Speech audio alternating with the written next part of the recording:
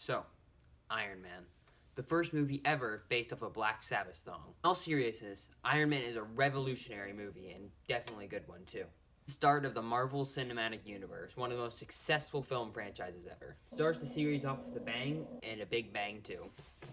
Basically the whole plot is genius billionaire becomes a superhero.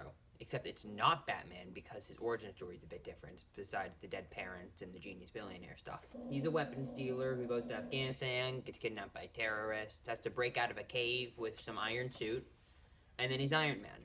Definitely a lot more complex than that, but I'm way too lazy to talk about it further. The movie's main star is Robert Downey Jr., who, after a few years of not being so... The movie's main star is Robert Downey Jr., who, after a few years of hard times, finally came back and rejoined his acting career with a bang, as this role has made him one of the richest actors in Hollywood. Seriously, this guy gets paid like millions a movie. Robert Downey Jr. is great in this movie, as the kind of snarky, billionaire, witty main protagonist.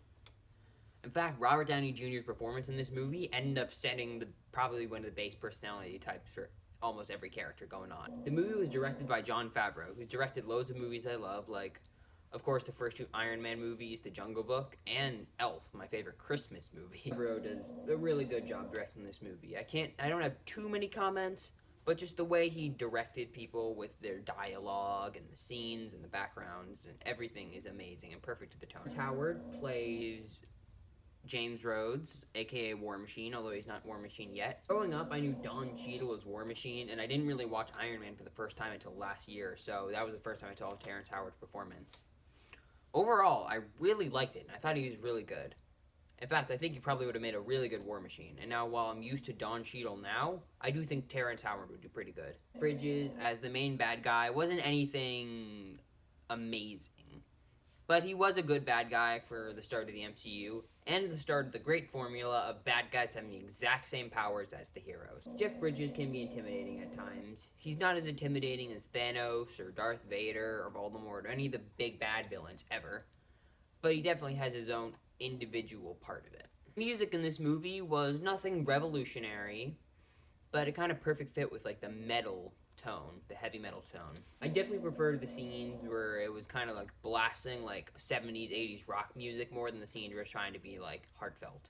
Action in this movie is top notch, and while I don't like the final battle as much as some other people do, I definitely find it entertaining. Probably some of my favorite action scenes are some of the first scenes where Iron Man is going out and being Iron Man and saving people. The entire plotline with Yinsen, I feel like it was abandoned too quickly, as it was heavily in the first... It was used heavily in the first 20, 30, 40 minutes of the movie, and then after that it was completely dropped for the rest of the franchise. He was a fine start to get Iron Man back on his feet. Greg as Phil Coulson, he's one of my favorite characters of the MCU, and this was a decent introduction for him, and S.H.I.E.L.D. I'd definitely say this is probably one of the best Marvel end credit scenes, considering it was the original one, and it introduced the Marvel Cinematic Universe as a whole.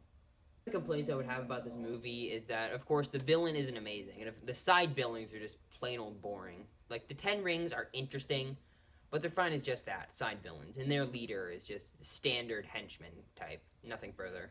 Obadiah Stane is fine, although I wish we had a bit better villain, maybe starting off with a Mandarin leading the Ten Rings. Humor and wittiness this movie was a great tone starter for the MCU, and I really enjoyed it. I'm going through and watching all the MCU films, and once I'm done watching them all, including Endgame, I will release my ranking of them. So far, Iron Man is number one. It's the only one I've watched recently, except for Hulk, but I'll place that later during my Hulk review. Anyway, if I were to give Iron Man a score, I would give it an 8.5 out of 10, and I would say anyone could enjoy this movie. Although I definitely recommend it more to an audience of 10 and older, nothing lower. Maybe even 11 and older, as there are a few scenes that aren't super child appropriate. Anyway guys, I hope you liked the video. Make sure to like and subscribe, and I'll see you guys next time. Bye.